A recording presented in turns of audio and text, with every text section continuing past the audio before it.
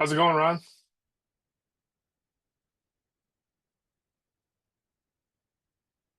Good morning.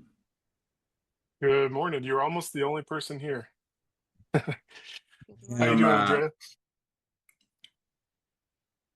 let's see why my volume seems to be so low.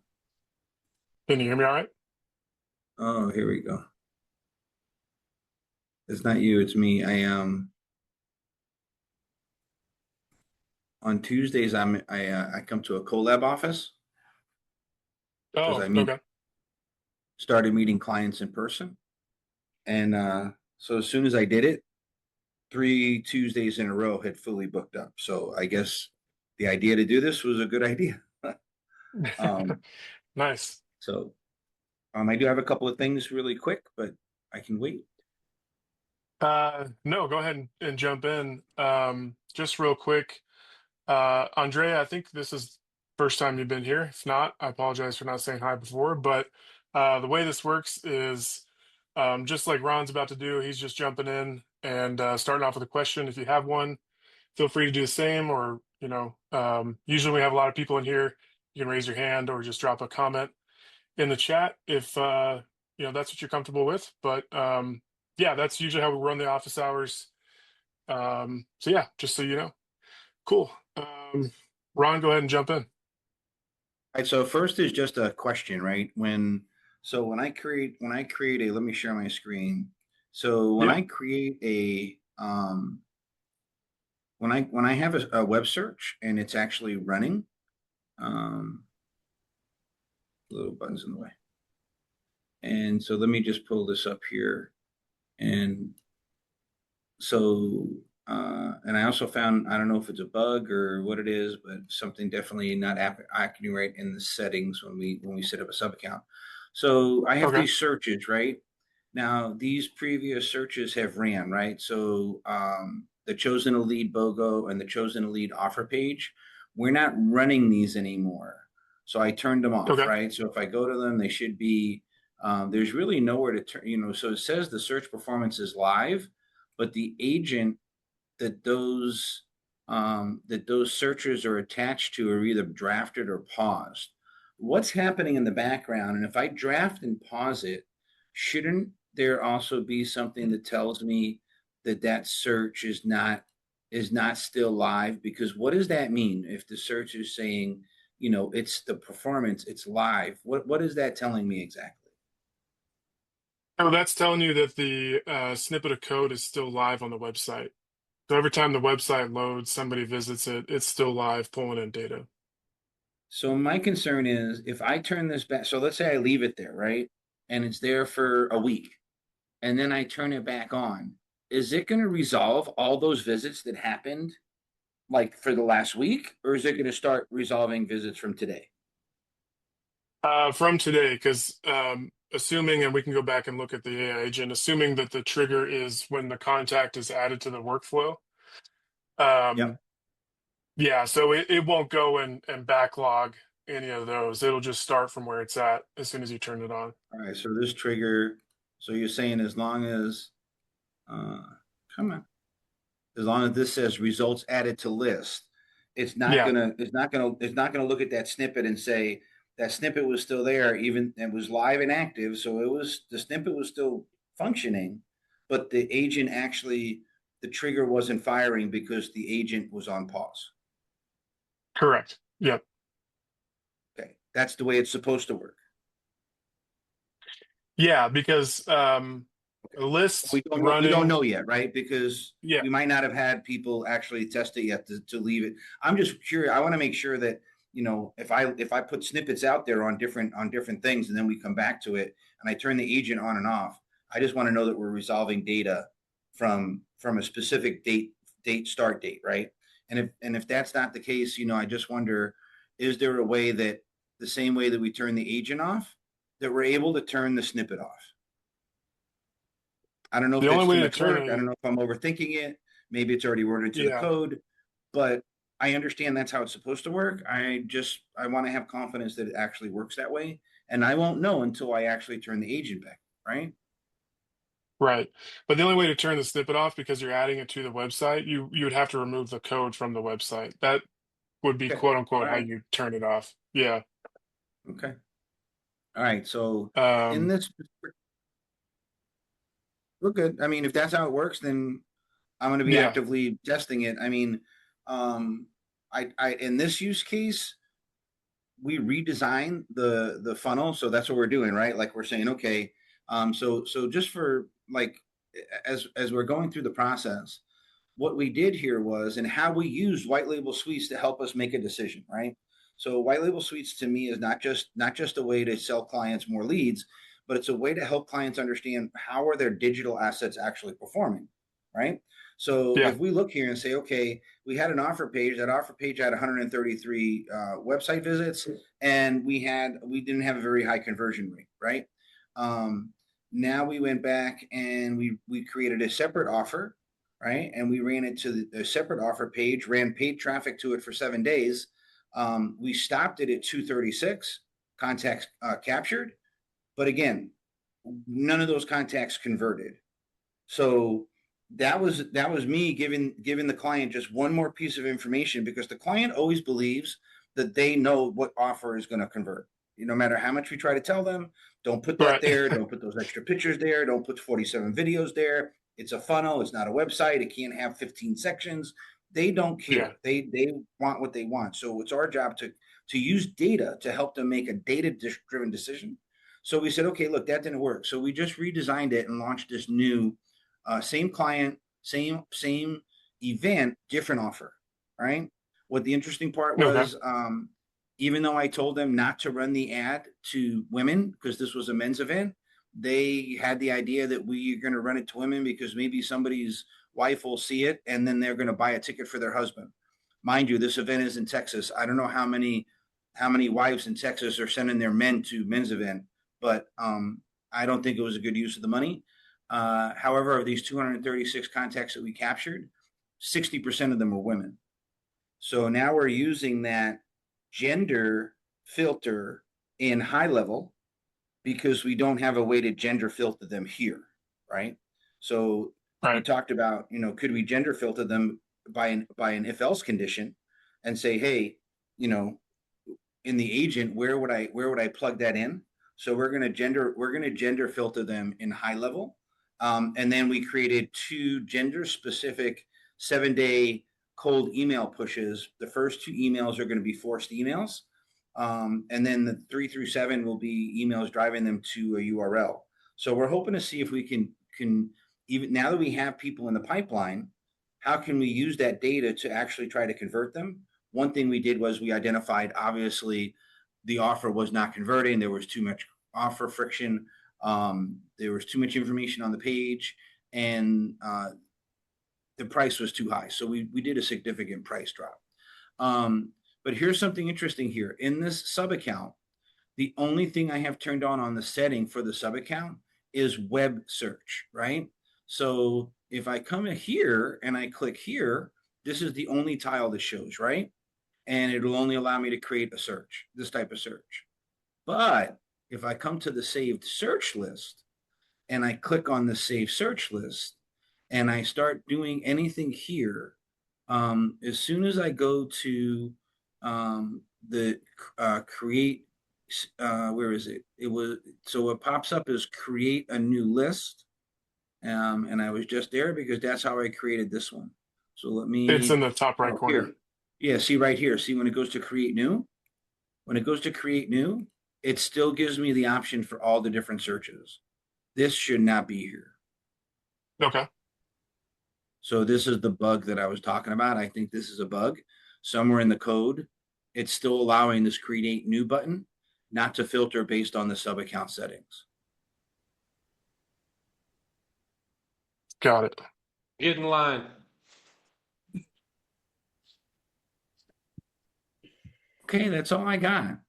Um, we're hoping I'm hoping to continue. I'm hoping to do some work for you and continue to see this is an aggressive and active client. So I'll let you know how the 7 day push works on the cold emails to contacts we've captured based on this offer. and I created a new snippet for the new offer. So we're hoping that we'll get some better conversions on that. Oh, by the way, Okay. that client is paying $2 per anonymous website visit, and he has no problem paying $2 for it. Nice. As we're continuing Awesome. to try to figure out methods and sales positioning and how to price this thing. So anyway, that's all I got, everybody. Thank you so much. Cool. Thanks, Ron. I'm just finishing the note on that. Cynthia, I know you had your hand raised. I did, So my yeah. question is very, very basic, so I don't want to slow down. We've got folks who've been using this a while. I have not actually started using white label suites, so I know other folks are a lot more advanced. So if you want to save a basic question to the end, I'm happy to wait. What? No, go No. right ahead. Okay, so as I look at the tools that are available inside the platform, I'm trying to understand the difference in the capabilities and what it brings to us using the AI agent versus the AI assistant. I want to understand that a little bit better because I know with the agents we're actually building. And then, two, I want to understand if we decide to make leads that we provide through white label suites as part of our offer. So for whatever we're selling, let's say you're promoting the GoHighLevel mid-tier price package. If you decide you want to add leads to that, is the system set up so that it can automate the pulling and the delivery of those leads for you so that you're not manually doing it every month for those people that you're making them available to? So I'm trying to get a feel for exactly what we can and can't do with the AI assistant and the AI agents. Yeah, great question. Just pull this up here. So your searches, you've got here. This is all doing everything, manually, as you were talking about. Where the AI agent comes into place is you can do this from a couple different places. And I like to do things within a list before I automate it, so I know what the results are. Because if you just start automating something from the get, you might not, get the results that you're looking for, and now you've got a CRM full of stuff you don't want to use. So, um, better to start with a list or a new search. Figure out, the filters, the parameters, the keywords, everything that's going to get, close to the results that you want there, and then automate it with inside of the AI agent. To say, okay, hey, run a keyword search on autopilot for me every day or every week, or whatever search type that you want to automate from that standpoint. The difference between that and the AI assistant is the AI assistant from within a list, and you can run this in an agent as well. Think of these like skills that you're giving the system to say, hey, can you find similar people to this person in my search? Can you create a summary about them? Can you generate a subject line? You can also create custom prompts if there's something specific you're looking for. We've had people create one for like New York Times bestseller, for instance. She was looking for authors, but she only wanted to talk to New York Times bestsellers. So creating a Mhm. custom prompt for that to tell the system, hey, scan their website, look at their LinkedIn. Are they a New York Times bestseller? Yes or no? And that would help gather that information. So you can customize it, that way as well. And you can use these same skills and prompts inside of the AI agent builder, to do different things. Once you've selected the search, from there you can say, hey, let's create a summary about, this particular person or company. So anything that you can do inside of a list there, you can, automate in a AI agent. Okay. That makes sense. That makes sense. Thank you. I was trying to figure out how, yeah, if I could actually set it up so that those people who, for example, take my training and pay for their system and set up, those folks, I'm giving them 100 search intent leads, but I can only do that if I can set that up on an automated basis. So I'm not, trying to do those manually every time. Yeah, gotcha. So that would be a way to do that. And as I mentioned, I would test that, manually in a search, Yeah. see the results you're getting back, and yeah, make sure it's going to work for those people. Okay. Great. Thank you. Yeah, no problem.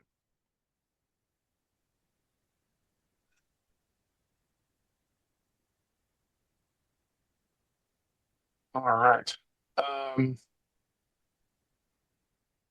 Mika, I just saw your comment. List or autopilot questions. She was Um, on yeah. support emails yesterday. I found that a little confusing. I didn't really get any clarity back from support. But did you understand what the issue is? So like even what he thought was the list that was attached to the autopilot was not the list that was attached to the autopilot. And there's no way to easily see like, okay, so the issue was my client reached out and said, I'm not getting any leads from this, right? So when I go to my Okay. save list, I can't tell which one is connected to the autopilot, right? She had multiple similar names. When I go to the autopilot itself, the name of the list was not the list that I went to when I went to go try to edit it. And so it's just, I can walk you through it, but it's a little bit confusing. I'm personally confused by it, and I've been using HighLevel Suite a long time. And remember how you said don't do autopilot from the list itself? That the menu option to do that is still there, which is going to create problems. Unless you guys change that and now you can get into No, it. that was changed. What I was referring to was, I think you were So, still seeing it in the left sidebar as an so like I option was, to create just an autopilot. That had been discontinued. okay, hang on, I'm gonna Um, log but in with yeah. this client real quick and show you. Hang on, my account. Yeah, let me see. Ah, I meant to go back to her. Where's my sub account? Okay, here we go. So let's go see the issue here. So when we're in the AI agent, see it says CSR follow-up. Like that's the name it's seeing here. So now it says Okay. CSR. So that's the name I made of the builder. The CSR NC is what I thought the list was, but the list that Brian mentioned when he wrote back to me was not this list. So I can't view it, I can't just like open it and see from here what the filters are, right? But you can see here what the breakdown is. Okay, so hold that thought. Okay, now watch. I'm gonna go to my save searches. And this is the list that it is, right? This is the list that, or at least that I thought that it was. Hopefully that's not a new one. But look, if we go to history, this is the one I think that he from 2 weeks ago that he thought it was. I don't know. I just redid it and called it corporate social responsibility and changed the name to see like what the difference was. But look, if I bring this up, so he was saying it's all United States. It wasn't. It was just North Carolina. And I see like the numbers aren't super high there. She only got the response saying that the autopilot ran out like today, and it already had run out, I think, for some time, which was why she was getting concerned. But like we were looking for specific titles, right? And then so I checked this. I just changed, all I did was change the name of it and then continue to check it, right? And I think I got 40 people, which probably it'll be the same. Well, I already have those people, so I don't know if they're going to come up again. I guess we'll find out. Okay. I don't know. I don't know what it's doing now. It's not coming up at all. Maybe because there's no more new people. But it doesn't Could tell be. you. Well, it's not telling us here that there's no more new people. So when we go back to autopilot, where are we? Deborah. No, are we an AI agent? Yes, we are an AI agents. Okay. Where is it? Is this, no, we're not in her account anymore, are we? No, it looks like you're back in yours. Okay, I don't know how that happened. There's another little bug, but because I was in her account trying to find this. Okay, so let's go back to her AI agent. And you can see we've got 76 leads. It does not tell me that this has exceeded any results, that we can't get any more results from it.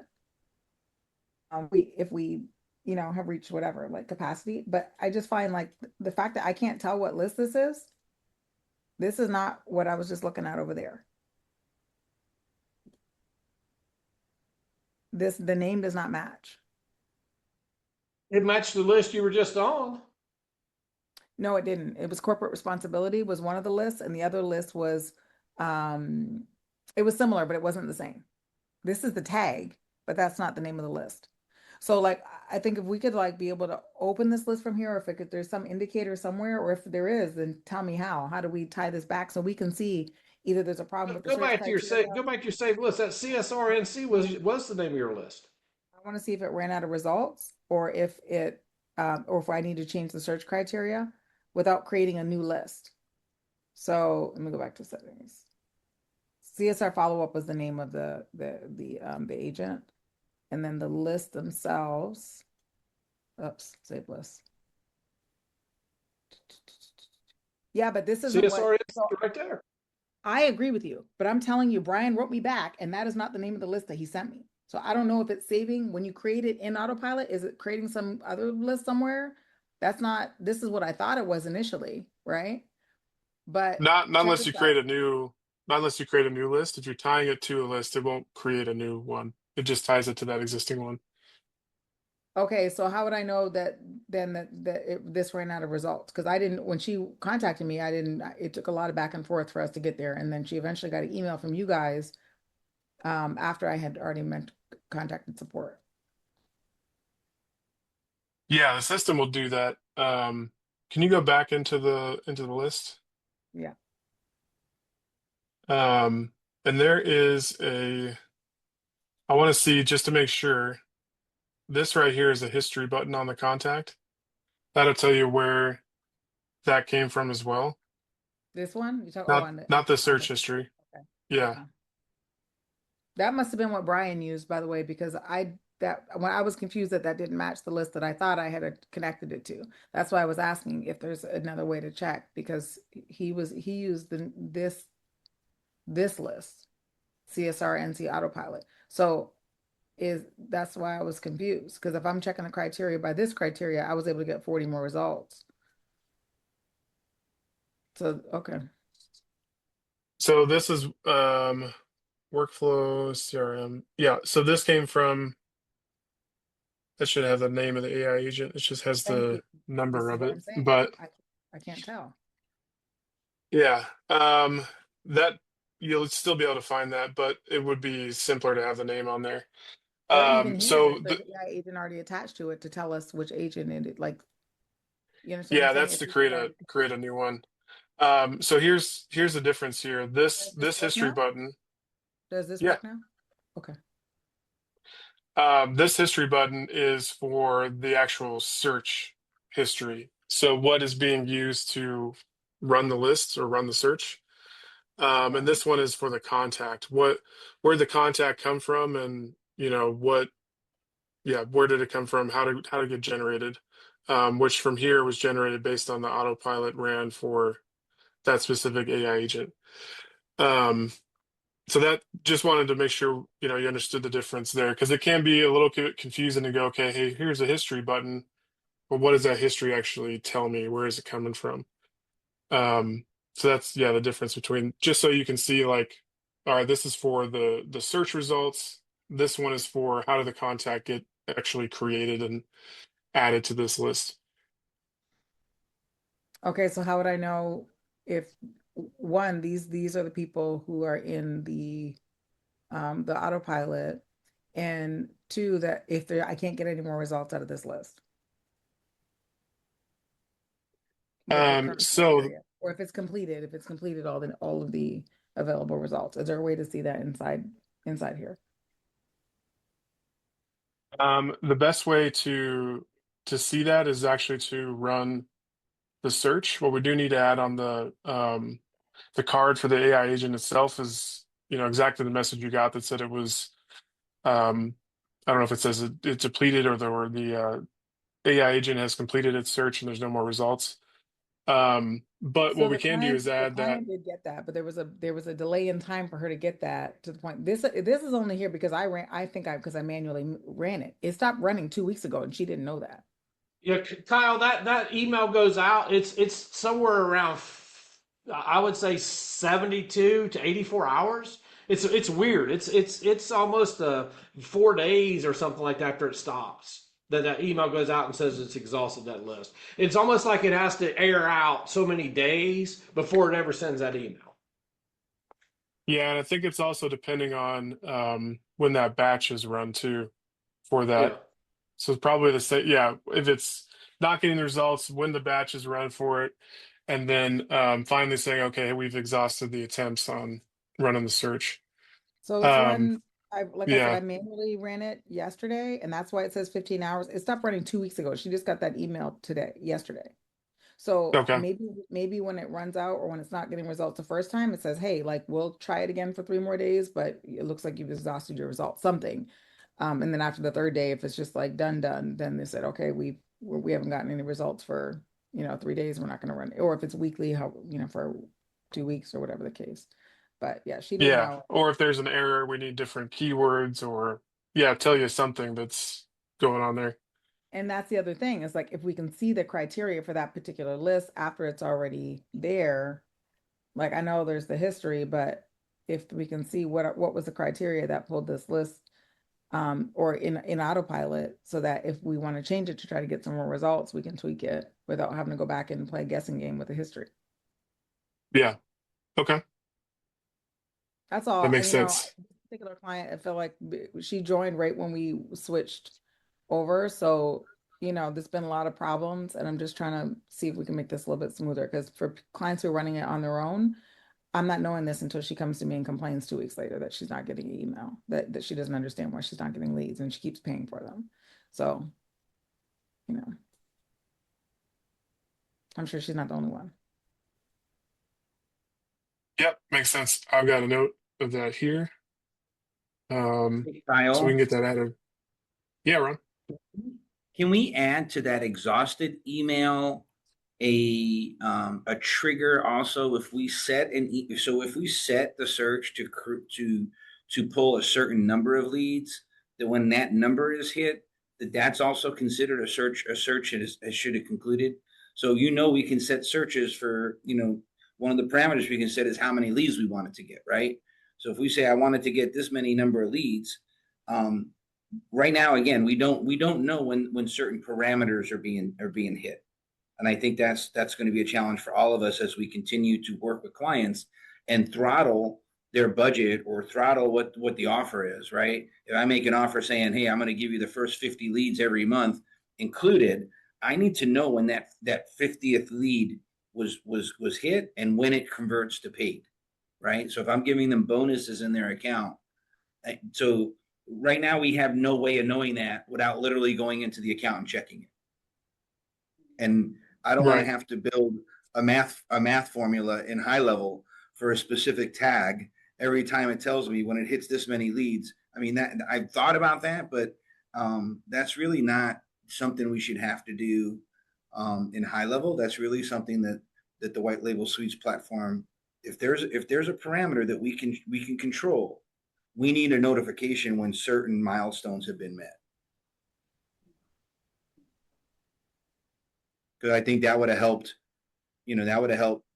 Mika's client when not waiting to. I mean that will frustrate the shit out of a client. I know when I was running Facebook ads, I fired an agency because the ad that was running good was budgeted and they turned it off. The ad that was performing bad was not budgeted and it kept running. And I said, "What are you doing?" And the agent's response literally was, "Well, you pay for set it and forget it service." And I set and forget their ass to the curb. Right. Yeah. So we need to be accountable to our clients, and we need to have visibility on what's going on. And if we're going to allow clients, my model does not allow clients to run the searches themselves. But if we're going to get to that point as we scale, and I get a client that gets comfortable and understands it after a few months, I may turn it over to them. And we need to have controls in place. So seems like that's a great example of we don't want a client coming back to us saying, hey, I have money, I want leads, I thought you were getting me leads, it's been 2 weeks, I haven't got any leads because your system didn't get me any. That's the Right. customer friction we're going to get.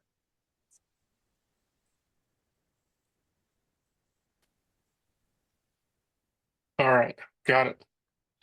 Um, thanks, Ron. Mika, was there anything else with that one? Or No, I just got another response back from Brian that was wrong. So I just copied you on my response and told them we're talking about it right now. Okay. Yeah. And so that's important too. Like support should know the stuff that you're telling us right now, like that's not reflected in the responses that I'm getting. Like it's just making it more confusing. Got it. We'll work on that. And I'll meet with Brian on that as well. And here in about 30 minutes, I'm meeting with the dev team. So Okay. I whatever think you one other guys got, thing I that will share that with them. Yeah, one go ahead, last thing Mika. just in terms of suggestions that will be helpful is just like clarifying. I've been writing a lot of like articles just like for my clients and just for like FAQs for the chatbot and stuff like that to try to clarify some of the I think we asked last time for like sample what you get with each type of lead. I don't know where we are and something like that, but the people don't really understand that like that the web visitor search is not the same as the B2B search data. Because if they're doing B2B, like it's great, you can get B2B clients that are coming in, but it's not the same data point. So I think if we can get those examples, that'll be really helpful. Yeah, not the same data points as I know sometimes we can get company info, but not the Right. same you're saying as like what the local search provides. Like not the Yeah, same the B2B intention info for with that that. is just to be right, the personal information of that. If they, yeah. So I don't know if there could be an option even to enhance the web visitor search with the B2B data. Like maybe that's the way we approach it. But I think people need to understand the difference a little bit more clearly. Okay,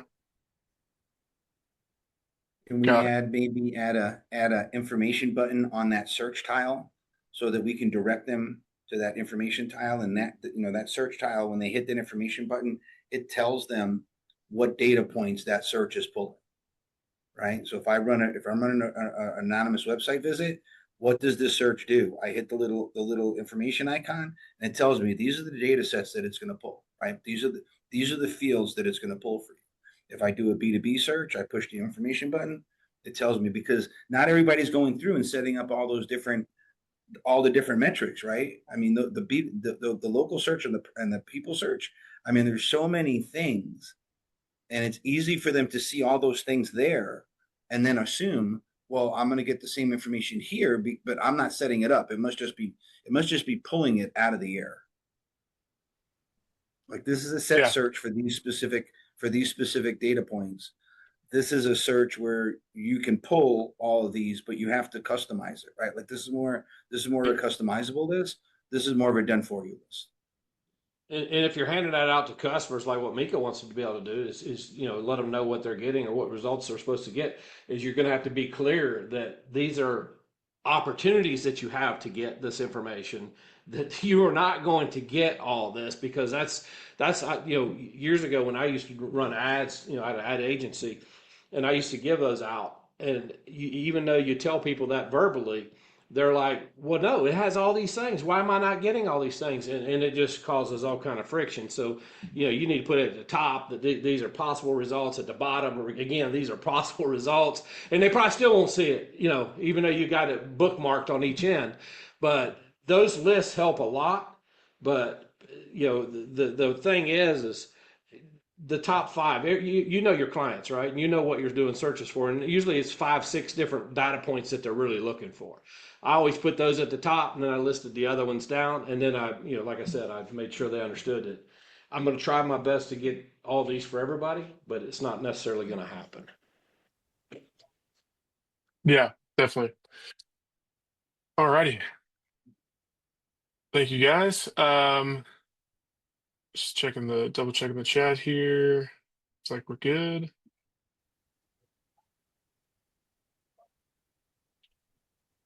All right. Veet, you got your hand raised. Yeah, mate. Hey, Kyle. Hey, everybody. So I've got a question about the email outreach. How are you guys doing it? I've been paying for HighLevel Suite for the last 3, 4 years, but really just getting my head wrapped around it properly now. Actually, need to actually capitalize on it. A lot of money being spent, haven't used it properly. So I've just spent the whole day doing a bunch of stuff with it. Ready to resell it, but I want to also use it for my own agency to generate leads, and I've got some foot in door offers to go with. But I've got a whole infrastructure set up on Instantly for mass email, but I'm wondering, if that's the right approach, or if you guys are doing it through GHL, in which case, how does that work in line with, I don't want to burn my regular email in my GHL sub account. I'm just trying to get my head wrapped around it. So that's my question. I do it three different ways. I do ChatGPT generated response in high. These are all in HighLevel. ChatGPT generated response based on the summary that comes across from HighLevel suites, and it talks about their individual things, characteristics. I create a manual written series to compare the two, right? See which ones I'm getting better results on. And then I have a third one that I do that asks them to interact with the first three messages that I use. It says if you want more information, reply more, whatever, just to see if I can get somebody to interact with my first email or first text message. So I do all three of those, and they're all going at the same time. So I'm trying to track which ones are getting me the best conversions and the best results.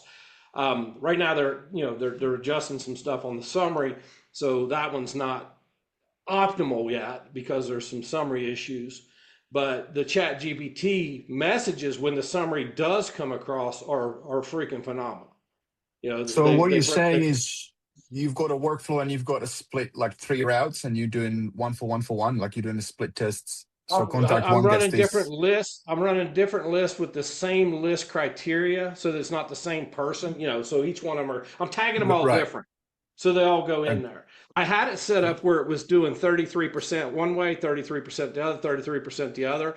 But I want to also look at my list and see, if I use the same exact list and the same one going into each one, do I get the same results that I do if I create three like lists? So I'm testing it different ways. So it's going to get too complex if I explain all the different ways that's of right. So doing it. that's in terms of the messaging and how you're optimizing the messaging. What about in terms of the volume and how much you're sending it through a GHL I'm just to sending whatever prevent? HighLevel suite can get me. I'm not, and there's no financial, I'm not, the money, I'm not looking at the money spent.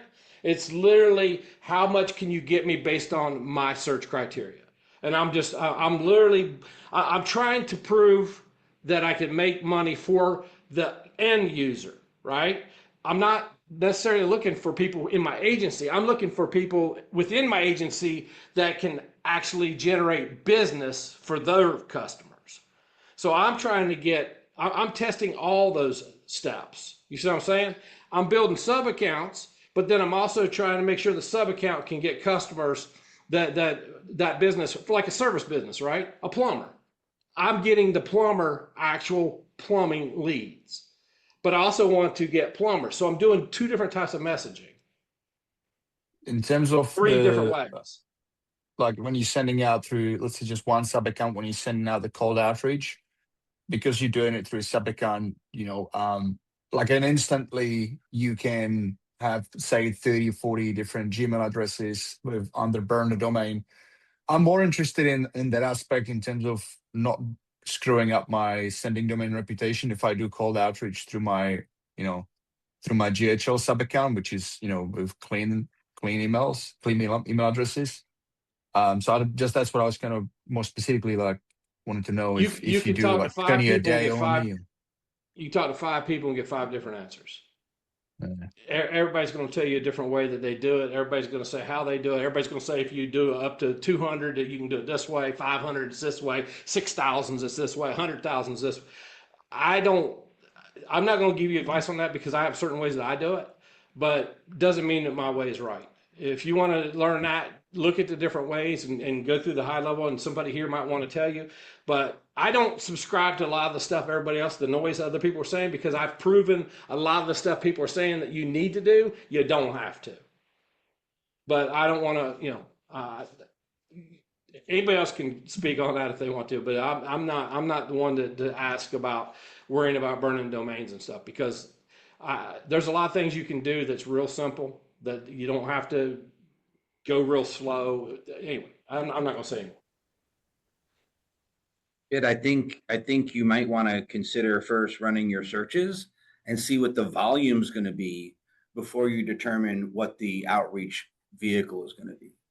Because you may be trying to solve a problem that, you're answering a question that nobody's even asking yet, right? Mm. Because the volume that we're currently seeing is nowhere near the volume that's going to have an effect on the way HighLevel warms up right now, right?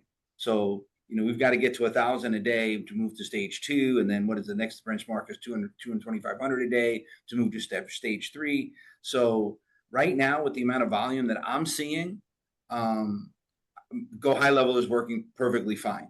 Now, if I had a high volume client that was running, $100,000 a month in paid ads to a specific place, or was pulling a volume of, was able to pull a volume of, a multiplier that was causing me to be concerned about my HighLevel output, understanding that HighLevel also is gating their IPs, then maybe going an instantly route might be a way.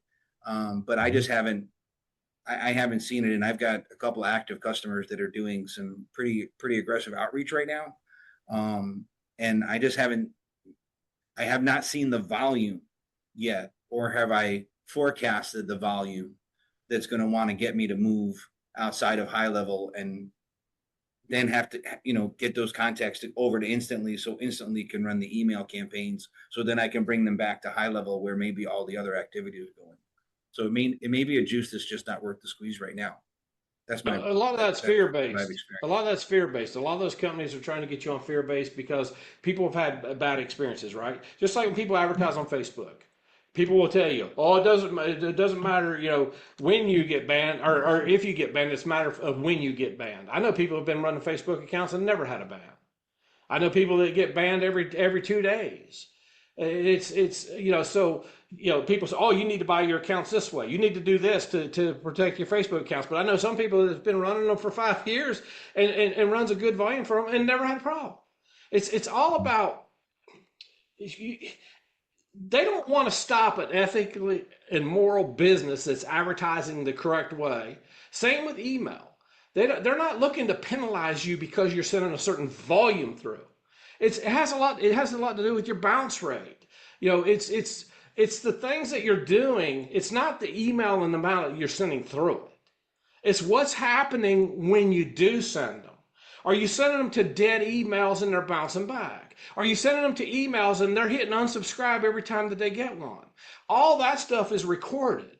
And the more that comes through, then the more it happens. Again, I'm like I said, I'm not going to go into what my philosophy is on how I do it, but Ron just said a lot of the things that I believe, that people are they're worrying about stuff that doesn't. You're letting a nickel hold up a dollar. I mean, I'm telling you, you're not going to. The guy that has to ask that question, it doesn't usually have the volume to affect it. Because you're just going based on fear. You're going based on all the stuff you've read and heard. Don't fear is a learned behavior, man. Don't let other people influence your thoughts. HighLevel trigger is either 3% or 4%. As soon as you hit a bounce rate, I think it's 3, right? So if you got email campaigns that are running from a specific dedicated domain, and that dedicated domain hits a 3% bounce rate within a 24-hour period, just like the SMS messages, right? If you hit a certain number of opt-outs in your SMSs when you have SMS consent, I don't want anybody confused that you can't go cold to SMS, right? SMS messages too, right? When you hit a certain number of opt-outs, GoHighLevel automatically throttles that account down, right? Puts it on a hold for 12 hours, puts it on a hold for 24 hours. So you're going to have some warning signs that are going to trigger. And again, it depends on how comfortable I guess you are with instantly. I've never used it. I just haven't gotten to a point where I need it. But I'm a HighLevel native loyalist. So, Well, I'm big on protecting my sending domain reputation on my main GHL sub account. I've got my subdomain set up and everything, and I use it to nurture existing clients who've opted in and everything. So I would certainly not be comfortable running any email outreach to cold outreach through that sub account. I would do it through a separate sub account and set up a burner domain and do it that way. But then that means, I'm limited to, like from what I've researched and everything, right? So you're limited to less number, especially like on new cold outreach contact. So that's kind of like, I was just curious if you guys do it similar the way. And also correction, maybe for you, Kyle. I mean, you've been in the company for so long, you probably have some insights too, or maybe you guys have run some surveys with your user base and see what people do, just give it a consensus. I know, like, I agree with what you said, Jeff. Is like there's many different ways to skin the cat, but it'd be good to just get a general consensus. You know, um, You realize that the subdomain and domains can be affected the same way. Everybody wants to argue about that too. Do some research on that. If you I've use done the my domain, the research. Yeah, root domain, and it doesn't really you protect create it. a Yeah. subdomain, and you get a bad reputation on a subdomain, it will affect your root domain. So That's what that's I'm not saying. an That's why I've got installation. to burn a domain completely. So I've got 15 Yeah. different domains, lookalike domains. It's completely separate. And then I use Which does and not create. benefit your primary domain at all because your primary domain's still not running. What do you You, mean? I you mean, don't get it's reputation by not using it. I use it differently. I use my main All right. domain All right, for my I'm not gonna argue. I'm not gonna email. argue. Kyle, go ahead. He wants to hear your feedback on this. Yeah, my feedback is LC email. Just from that like sendability standpoint, I'll go into because we've talked about domains. Even if you, so it's a shared IP, right? Even if you buy their dedicated IP address from HighLevel, it still ends up in spam. Best thing to use, from that standpoint is I know it's a white label of Mailgun. I would just use Mailgun always. Have better, stats with that, have better deliverability, better opens, better clicks, better like because it's obviously getting delivered more. Um, Mailgun definitely the way to go there. And I've seen different things for, warming, quote unquote, warming things up. I've seen a simple tactic where you're sending it to 15, 20 people who in their Gmail, they star it, they like it, they favorite it, whatever, they reply, they mark it safe, and then all of a sudden, like your deliverability, skyrockets, and then you're paying instantly to do the same thing. Essentially, they're just sending it back and going, "Hey, we received a reply X amount of times. We've got enough things to where we can now consider this warmed up." Um, to me, that's a whole other scam in itself, but yeah, I mean, to Jeff's point, like there's so many different things that we've tried as well, or we've seen others, or we've done our research, where it flip flops either way. Really, at the end of the day, it just depends on what you're testing and what you can actually, get delivered and know for sure, hey, this worked. And you've got to map Mhm. that out and follow that journey too, because if you're testing multiple things and doing different things, you're not always going to know what's working. So if you stick to one path for a certain amount of time, like, hey, the next 30 days, it's this domain, this way, using this service, sending this campaign.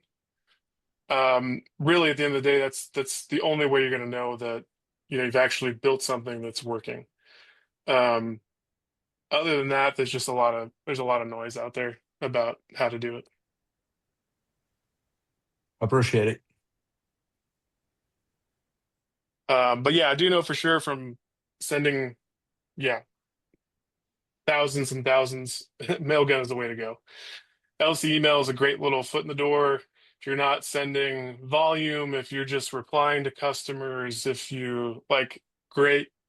But Mailgun is definitely the way to go for volume and sending cold email for sure. Mhm. And you could even go and have people tell you that, oh, you want to get approved? You want your emails to go through? Get a Google Workspace. Tie your domain to Google Workspace. Google won't block any Google emails. Period. And a lot of other places have a good relationship with Google, so the Google Workspace automatically kind of gets you credit to get into those other. There's so many things that people say and tell you to try and do, and I really just believe it's whoever's promoting that course the best to which And one you see, want to Jeff, I've seen subscribe to. those emails go to spam too, trying that That's what I'm tactic. saying. But You people know, swear, yeah, oh no, it doesn't happen. But it's crazy. Mm. And if we're yeah, doing B2B, if we're doing B2B, we don't know what controls that company has set up on their domain, right? So right. if you're doing B2B outreach, you're talking about a totally different use case, a totally different model, because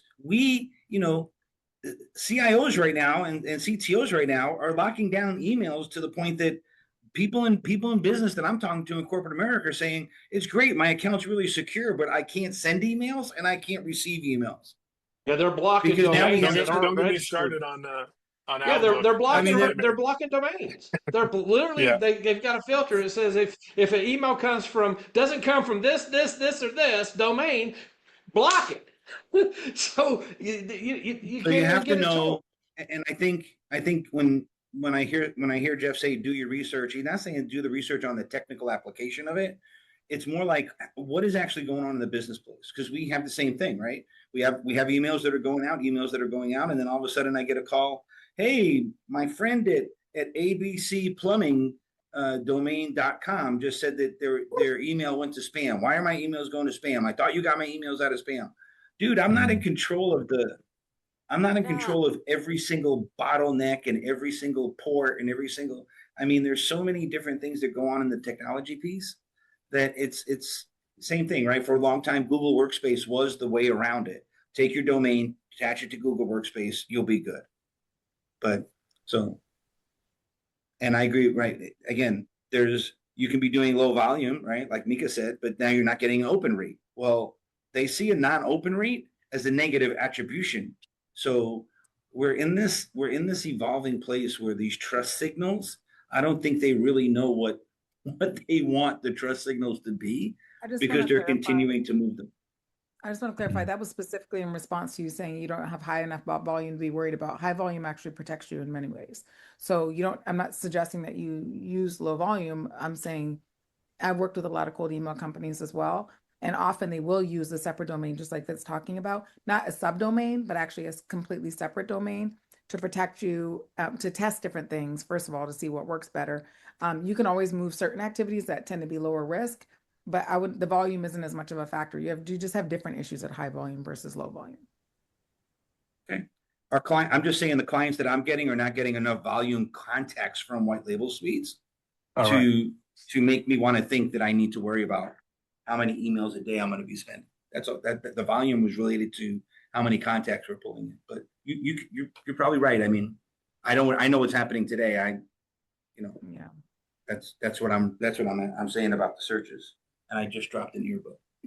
And you can have perfect reputation with your domain and everything, and all of a sudden it just be blocked. I mean, it could get blacklisted on one, person's, thing, and all of a sudden it starts affecting your other emails. I mean, it just, to me, it's just like Ron said, you got to look at, is the juice worth the squeeze on a lot of this stuff, and is worrying about the risk. Yeah, I mean, again, if you're doing things professionally and you're not spamming and you're getting ask the people are giving you permission, even if it's cold outreach, if you're doing it at a respectable way. In other words, you're not spamming them. Not trying to send Mm. them. And you know the difference between a spam email and somebody that's actually trying to reach out for real business. I mean, there's a difference in the whole approach. And those things, are going to be received differently. And all you need is a few of those people to interact with you, and all of a sudden you start getting good reputation. So it's more about look at the emails you're sending and things you're doing. That's why I'm sending them three different ways, three different times. I mean, in doing all this, because I want to see where I get my best response, because that's what I'm gonna focus on.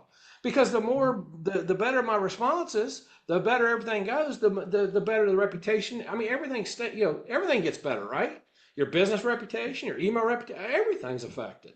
And it's like, she was talking about low volume. I agree with that 100%. That you got to be careful when you send a certain amount too.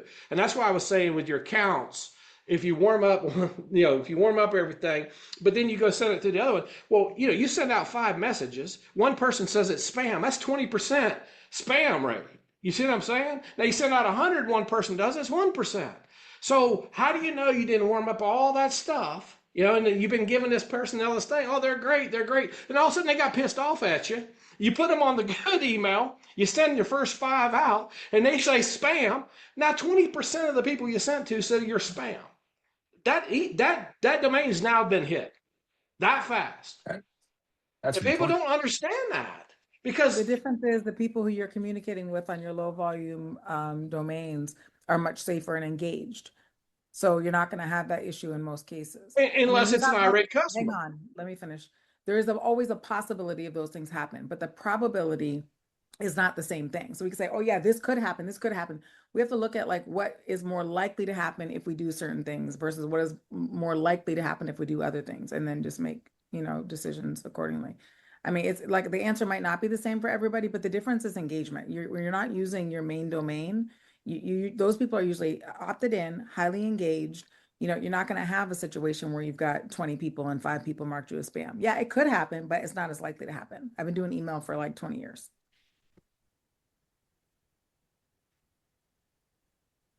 I mean, hopefully that's useful. I don't know. There's a lot of scenarios that are possible. No, it is. I mean, that kind of confirms the way I've been feeling about it, why I want to, keep it separate, and why I've got 15 burner domains set up on Instantly and 3 accounts on each. So I got 35 email addresses warmed up and everything ready to go. So if I do 50 or 40 a day per address times 35, it's close to 1,500 or something like that a day. I have And then clients who just, send millions a day. I literally, of I've course, worked, yeah. I mean, and you for can me, do that's it, and you could do that from one domain if you wanted to. In fact, you probably would be safer under certain circumstances, right? To do it under, just a couple of domains or even just your one main one. But if there's risk because people are not opted in, it's not very relevant to them. Like when it's cold, it's a little bit riskier. But that's kind of why I'm bringing it up here because the whole purpose of using HighLevel Suite is to generate, unsolicited contact details and reach out. So that's, Absolutely. unsolicited emails. It's spam, whatever you want to call it. And obviously, better you phrase it, it's more likely to land. But it's still unsolicited Hey, unless Ron. somebody's literally opted in. It meets the And comes definition of from, spam. I would agree with that. yeah, It's not opted in, to your point. Yeah, exactly. But Yeah. that's where using, the AI enrichment, things like that to write something that's super relevant. yeah, make it as personalized, as close. Yeah, absolutely. Yeah, exactly. And hopefully sounds like you personally wrote it versus what everyone else is sending. Yeah, trash. Yeah. So. I will And tell the you other with thing, I mean, Instantly, yeah, go ahead, Kyle. and we've tried this before. We've done 50 domains through Instantly and said, okay, run everybody through it, 50 domains, different tests, different, emails, domains, contacts, whatever. And it didn't produce the same results as just using Mailgun and dripping people through, a dedicated sequence that's intentional. So I will tell you with Instantly too, just be careful of that because they'll promote it. They'll say, hey, we're going to warm up 50 domains for you. We're going to do all this. We're going to da da da da. I've never seen it work. I could be wrong. That's just what we've tested. And just sticking to the basics, Mailgun, a campaign that, we're running people through that we've done the research on them. It's intentional. We're trying to provide value for them. That has performed better than, any of those other kind of tactics like that through Instantly, just through my experience. Oh, brilliant. I mean, now finally getting to the meat of it. That's good. Yeah. I mean, that's what I wanted to hear from the get-go. Is there something proven to work? So look, I mean, I've overspent. I pay, $450 every month to all the resellers for the Google Workspace and Instantly, and I haven't touched it for the last 2 years. So I definitely will have to use it now that it's in there and just like have a run a test on it. But I'm also going to do a test and set up a brand new sub account in my GHL, set up a new burner domain, put Mailgun in there. And that's the principle. I think you guys had a course on it in the library, in the courses library on this particular way. Is it still relevant or are you going to be creating a new version? No, it's still relevant. The Because person we it's like the had pipeline and host, you leverage workflows and everything, right? yeah, the person we had host that, expert in the space. I mean, who knows how many clients he's done it for at this point, because this was a couple of years ago, but it's still Mm. relevant tactics, still something we use. So yeah, I would Is it definitely check that out. It's is in this still in the the yeah, I don't know if we have, let me pull it up here and just make sure before I tell you where to go. just now that Um, Dakota's taken over, if there's been some changes, right? Training course. okay, so let me know if you can see this on your end. I just want to make sure this isn't like, but we have this would be in the masterclass vault. So Mm-hmm. this masterclass was on email cold deliverability. Um, I have It's to somewhere in there, remember is it? his name, yeah. But this was back a while ago. Um, but yeah, same tactic still works, something that we're still using, because it's what he's talking about are principles. It's not just a strategy of, hey, this works in 2026 and then it's dead. So what this guy was referring to is, tried and true principles we're still using for ourselves. Do you know the name? Um, I do not. I'd have to go back and look through. This training was, yeah, it was a couple years ago. Um, yeah, let me go back and look through that. But because we've got, geez, I think we have over 65 trainings in here. Yeah. So I don't want to go through But it to find it. yeah, let me ask around, see if we can, yeah, remember his name for you and get that to you. Sweet. Yeah, You know, thanks, the other Kyle. thing a lot of people don't tell you when they say your IP, your dedicated IP, is they don't tell you you don't own the server, right? It's not on a dedicated server. It's on a shared server a lot of times. So they give Yeah, you a dedicated IP on a shared server, which means every other dedicated IP on that same shared server, if one of those has a bad reputation, it affects the entire server. And they don't tell you that. A lot of people don't know that. Like I have my own dedicated IP and I have my own server. So nobody's on my server. Nobody's ever existed on my server.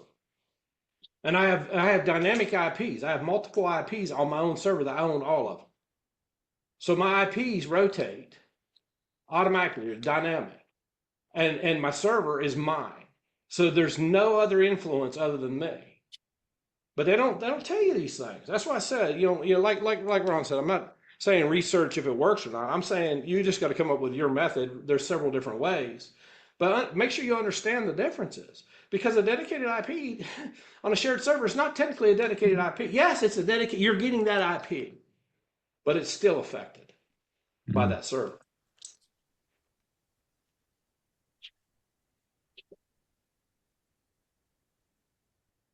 awesome. All right. We're just over time here. Happy to answer one more question before I've got to jump, but otherwise we've got another call on Thursdays at 5 p.m. Eastern. And you guys want to jump on that, feel free. But otherwise, you guys have a good rest of your week. Thanks, guys. Thanks, guys. Thank you. Thanks.